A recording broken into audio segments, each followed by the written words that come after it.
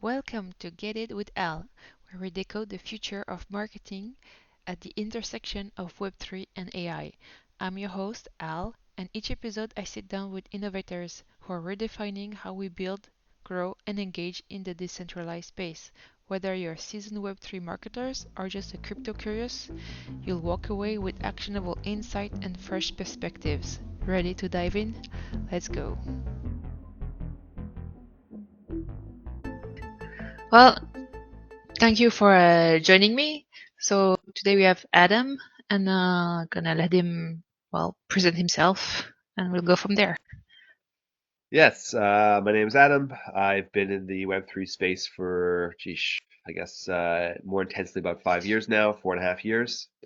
Um, and during that time, I helped run let's say, a Web3 collective that experimented with DAOs and stuff, as well as other on-chain entities.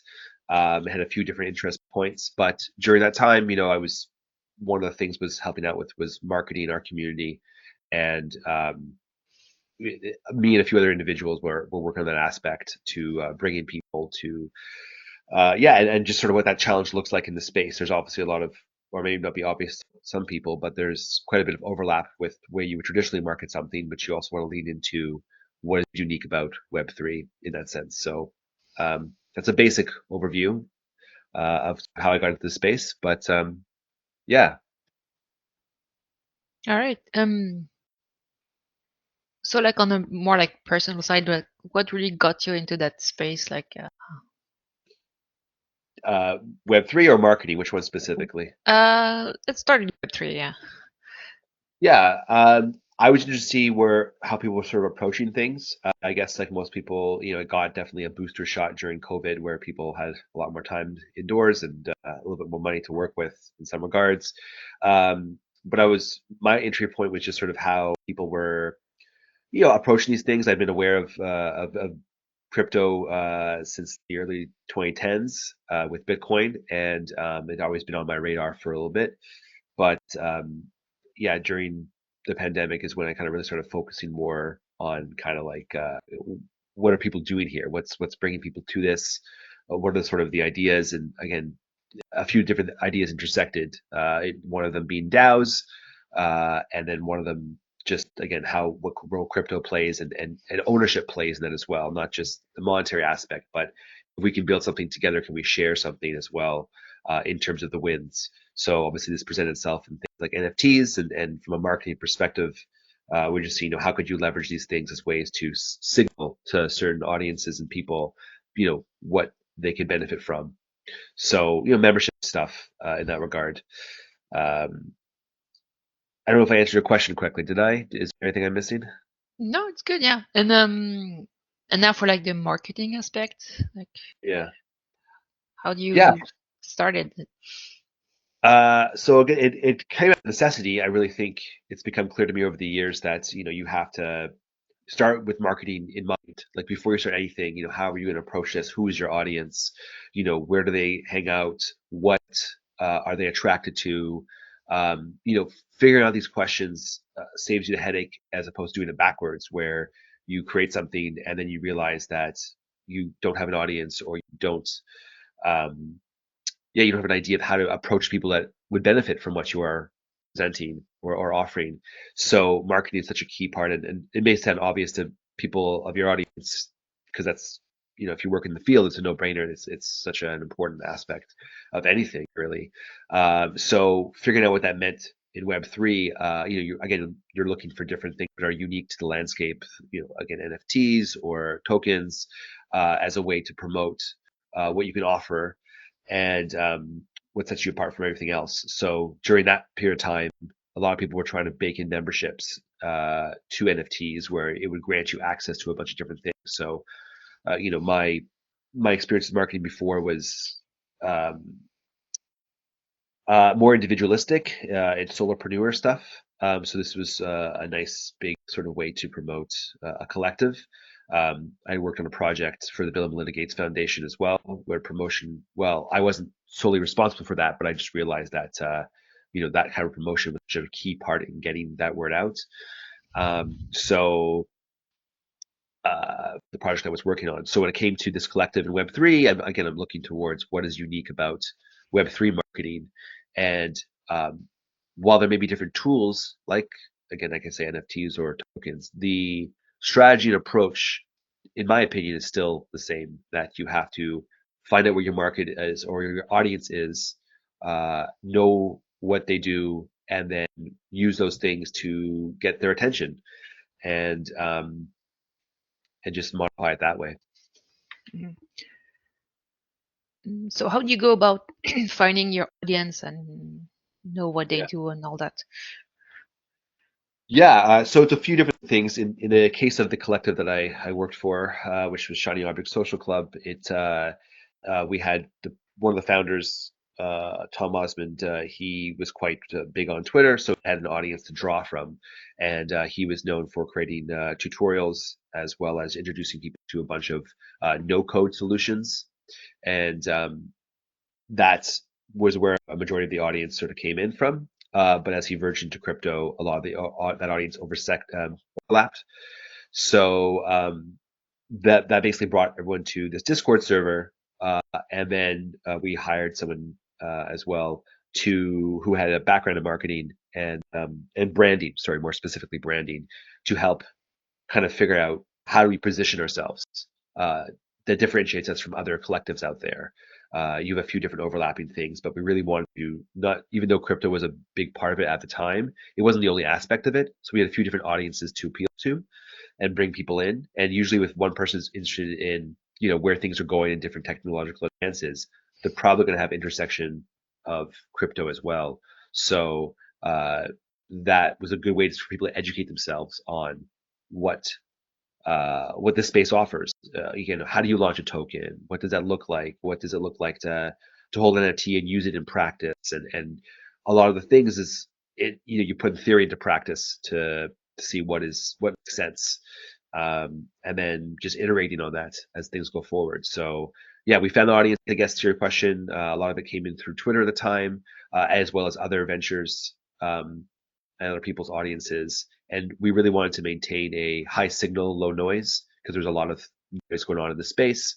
So we were kind of known for as well, just sort of how we approached educating people and experimenting with these things. And so the marketing reflected that. It appealed to people's curiosity. And again, that sort of motto of high signal, low noise was something we leaned into heavily. Okay. Can you tell me more about the high signal low noise? Like, do you have like some examples? So we better understand what you mean. Yes, of course. So a lot of people can say, there's so much going on in the space. It's very, very hectic. There's new developments every day in terms of deals being made or products being launched. And so what we'd have is that we would talk about these things and we'd see kind of what stands out more than others. So we had one thing we had working really well for us was curation. So we had a lot of members in there who would be able to again go through Twitter, go through other sources, and say, okay, this is worth your attention. This stands out more so than other things, or this thing is connected to the other thing. So there was still a lot going on, but you had people really contributing to this is the best thing or best take I've heard on this topic.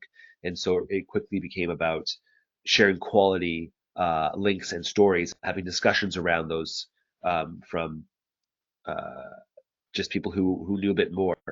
Um, and we would also invite guests on who were doing things, who were working with, either Nike or other ventures. We had people from Seed Club, and for those who are not familiar, Seed Club was as a token incubator to do this stuff. So we were trying to speak as well to people who were really at the top of the craft and were doing a lot of things in this space to bring their experience and expertise and how they were leading things. So again, leading into those who are more either experts or people who have more experience.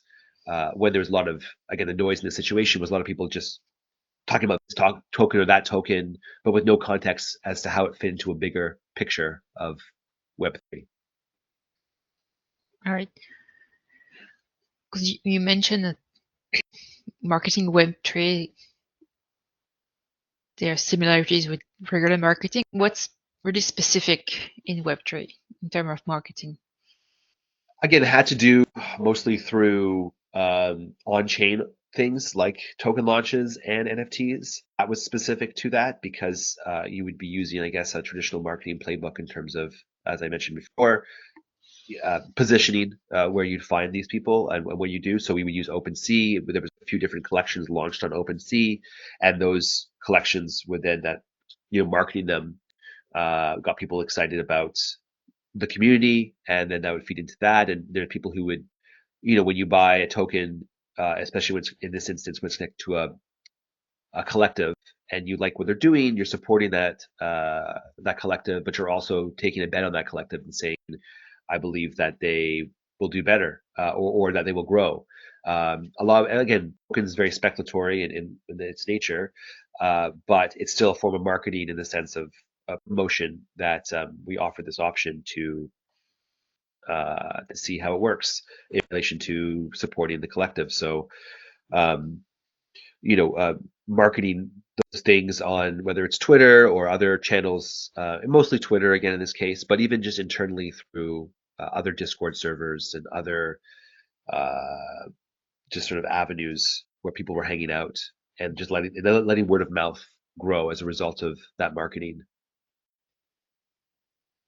Okay, I guess the oldest and the best one, the word of mouth, right?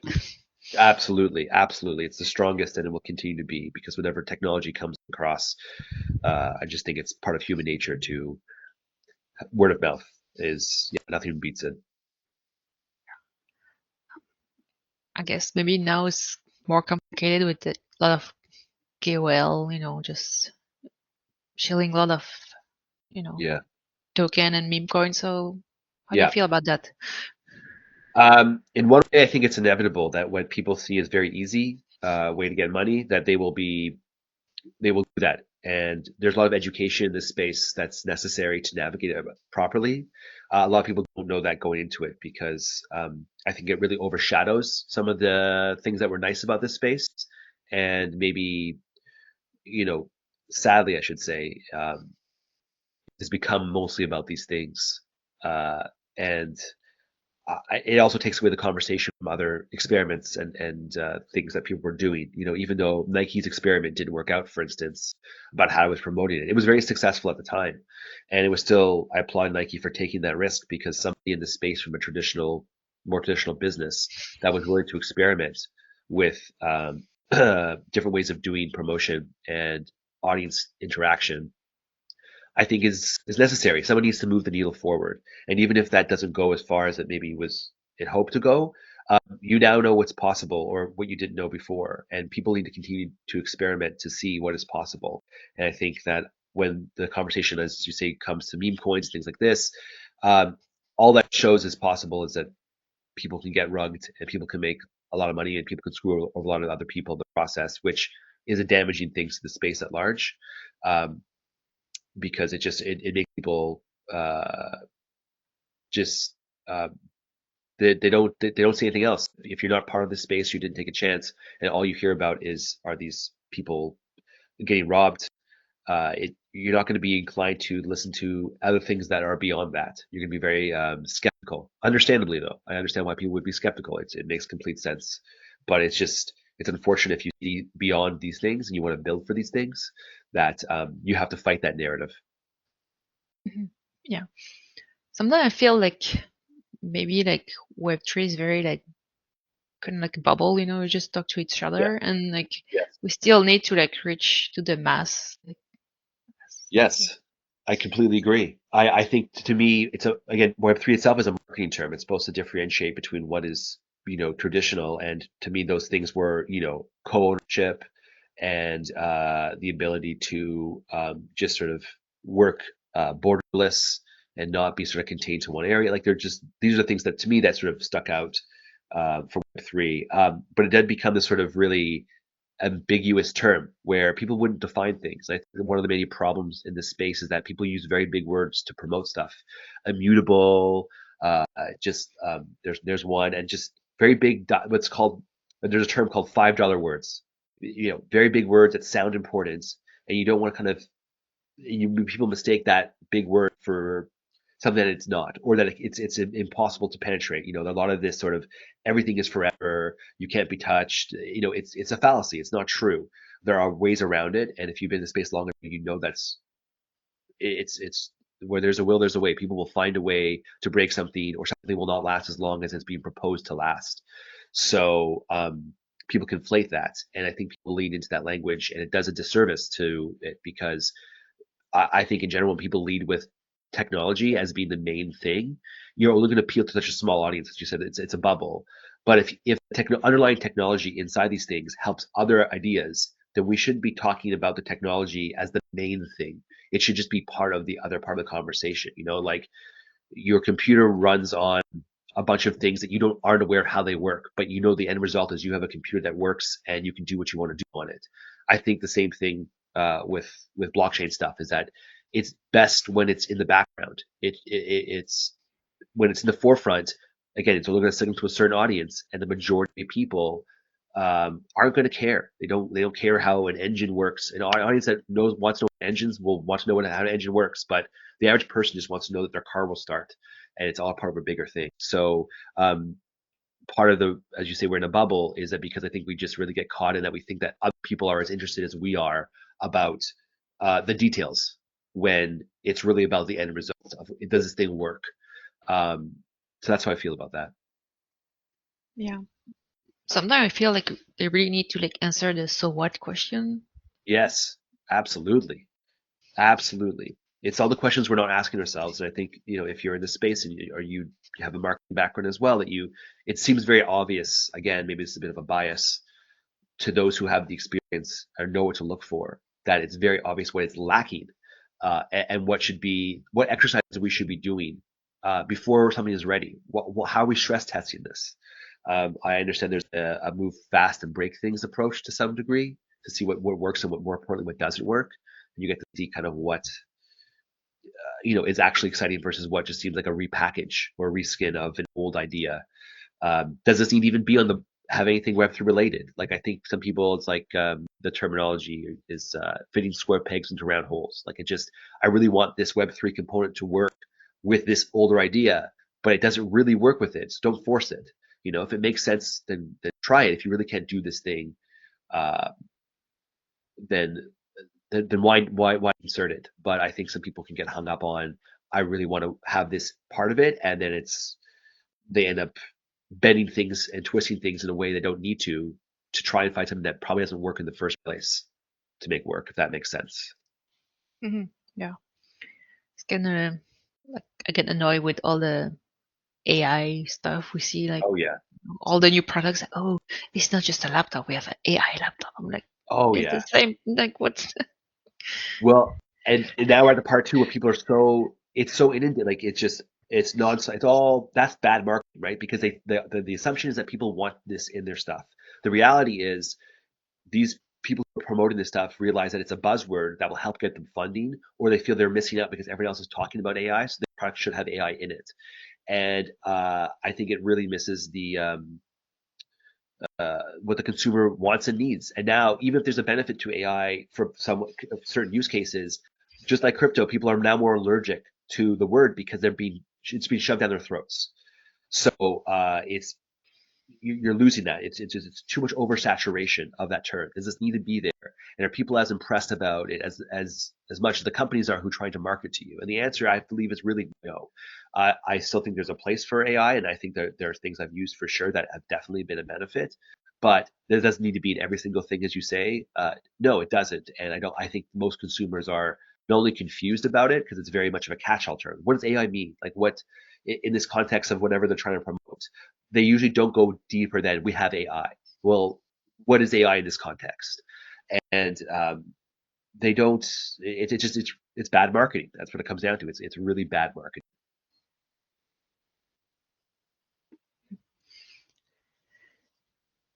Because you mentioned also like in your project was about um, membership, and 'cause Yeah, this also I think one of the words we hear a lot is community, but sometimes I feel yeah. like what does it really means? Like, It's very hollow how it is presented. People think that, and I think you want to have a sense of belonging if you want to be part of something. I think that's the appeal of community. And when done right, it's a very powerful thing. But then it becomes a buzzword like everything else that then people use because other people are using it, so they think they can put it in there. But how they are presenting community versus how they are actually um, acting on community are two different things. As soon as something doesn't work after a certain quarter of business, they'll drop it. It didn't work. It was there to hook people in. So it wasn't done in a genuine way. I don't want to say that for everybody, but there definitely is people who saw, from my perspective at the time, who saw community being really overused as a term. And again, it's ambiguous in the sense that everyone has a different definition of what community means to them.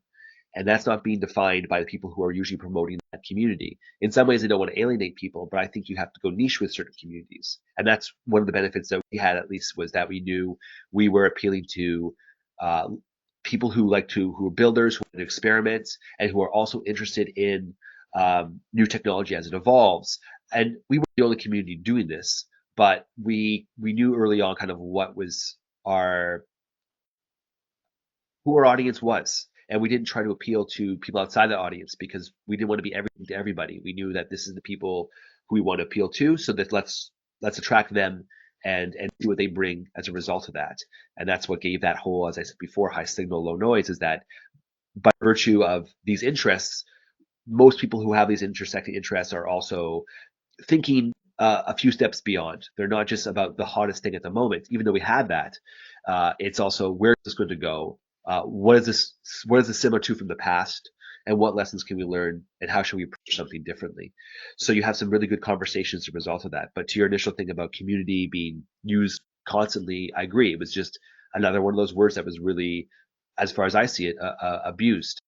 Um, and a lot of people who thought they were part of a community that thought of that they would think of them unfortunately were in a rude awakening when they realized that that was not the case and that their definition of community was very paper thin. So, um, beside community you build, you have like other like examples of interesting one you found you're like in Web3, like Yeah.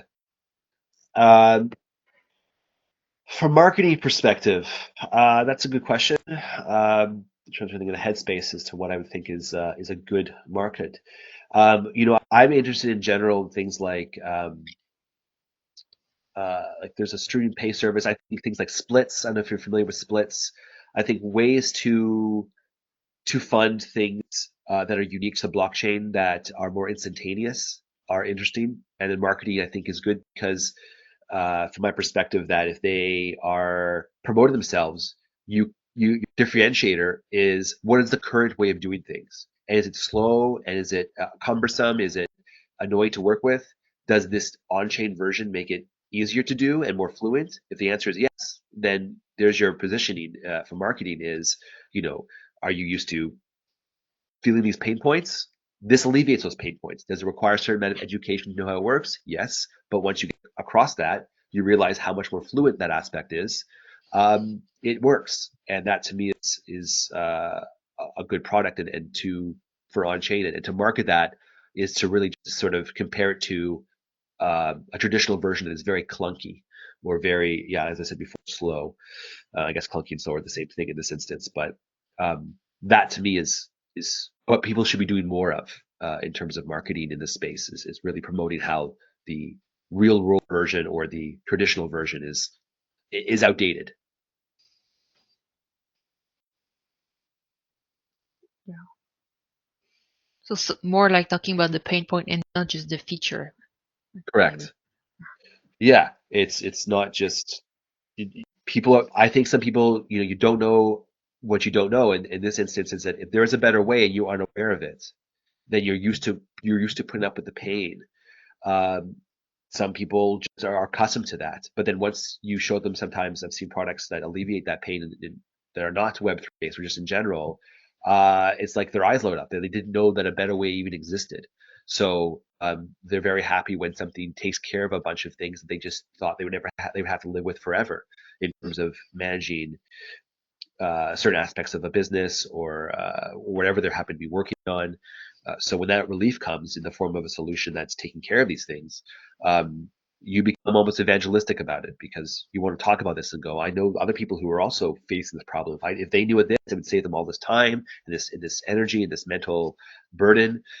That's marketing at its best to me is when word of mouth again. Going back to this, when the product when the solution does the talking for you in a way because you're just so familiar with the pain points of the traditional way of doing things.